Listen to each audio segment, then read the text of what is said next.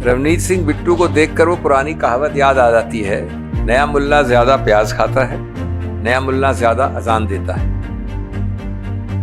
This desperate attempt to show your loyalty for a person whose entire career, entire name and fame is because of his existence in the Congress Party. ये एक अत्यंत दुर्भाग्यपूर्ण साजिशनुमा वातावरण है, सोच समझकर बनाया गया और किया गया एक अभियान है राहुल गांधी की जान और माल को खतरे में डालने के लिए, राहुल गांधी के अस्तित्व को खतरे में डालने के लिए। और ये उकसाने की राजनीति है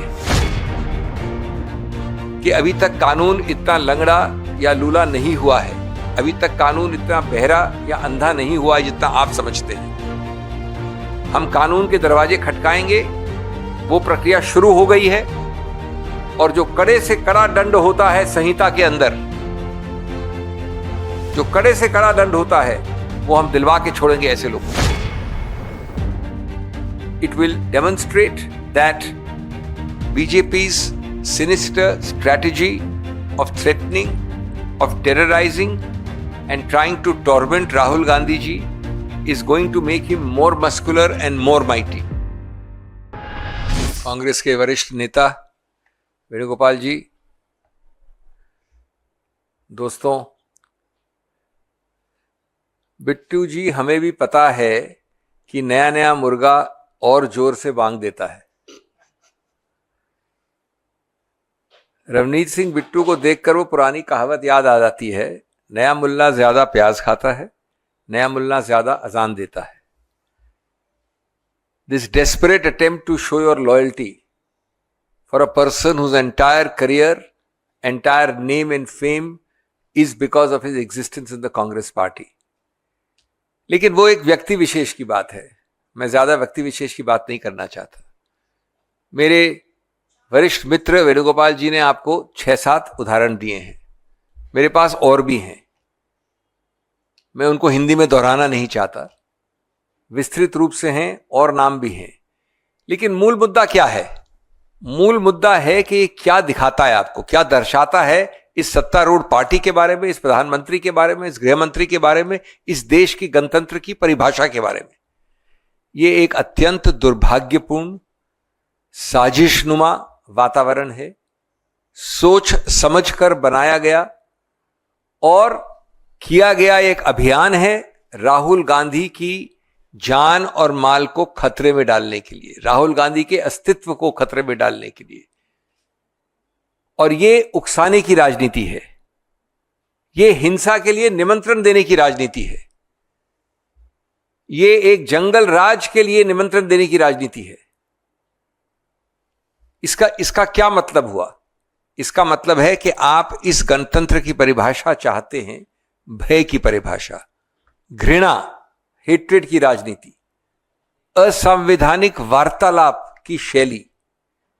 और इन सब के साथ ये सबसे ज्यादा दुर्भाग्यपूर्ण बात है, सन्नाटे वाली चुप्पी। सन्नाटे वाली चुप्पी नंबर 1 की और नंबर 2 की।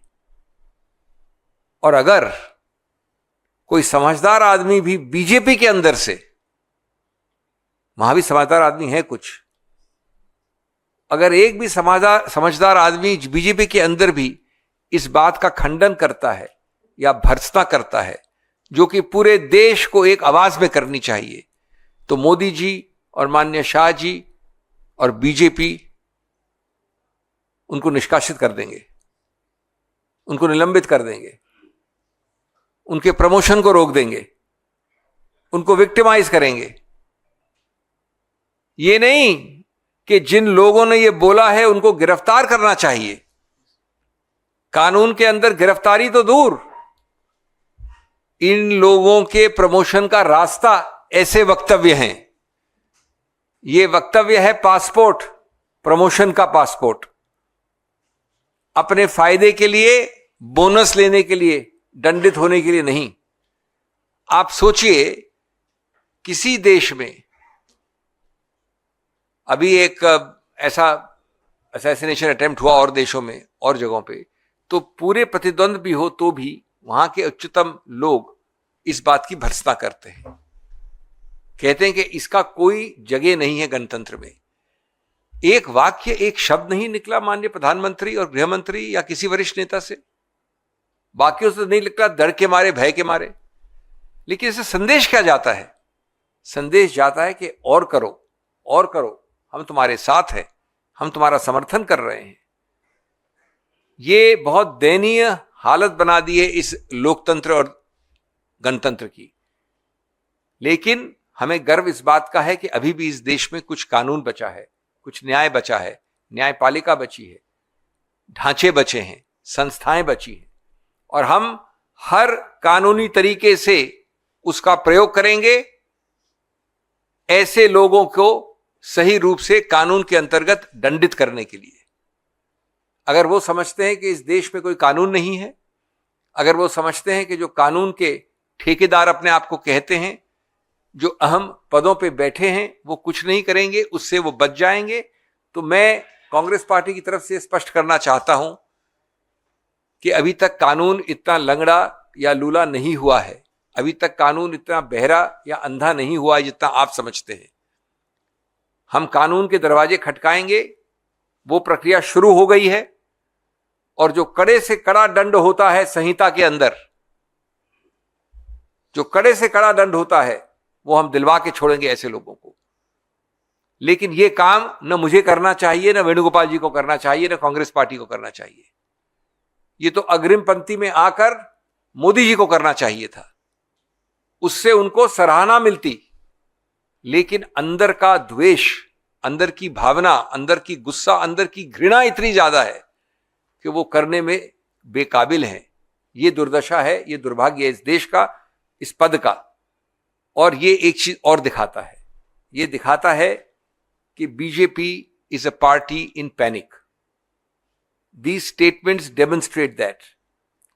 For the last decade, every time Rahul Gandhi has raised his voice on any issue about a community, about fear-mongering, about minorities, the BJP has gone into panic mode. Look at the supreme irony. And this they have done when Rahul Gandhi raises his voice about SCs, STs, OBCs also. They have only responded in one manner, calling him anti-national. Look at the supreme irony of this. This irony is very, very funny, sad and ironical. Please ask any BJP person, when those 3 black farmer laws were passed, what did the BJP party say about this community, about the farming community? The memes, the tweets, the abuses, the anti-national tirade against them. About these very people, please check up the social media, check up the 2021-22 period. You can't hide it. And they are the persons calling us anti-national. They have said it about this whole community so many times. And I would like to throw a counter challenge. Tell me one example where the Honorable Prime Minister or the Honorable Home Minister intervened at that time, when their chosen agents were abusing this very community or this very farming samudaya. I think that democracy requires a democratic response. That democratic response may be a little late in coming, but come it will. It will demonstrate that BJP's sinister strategy of threatening, of terrorizing, and trying to torment Rahul Gandhi ji is going to make him more muscular and more mighty.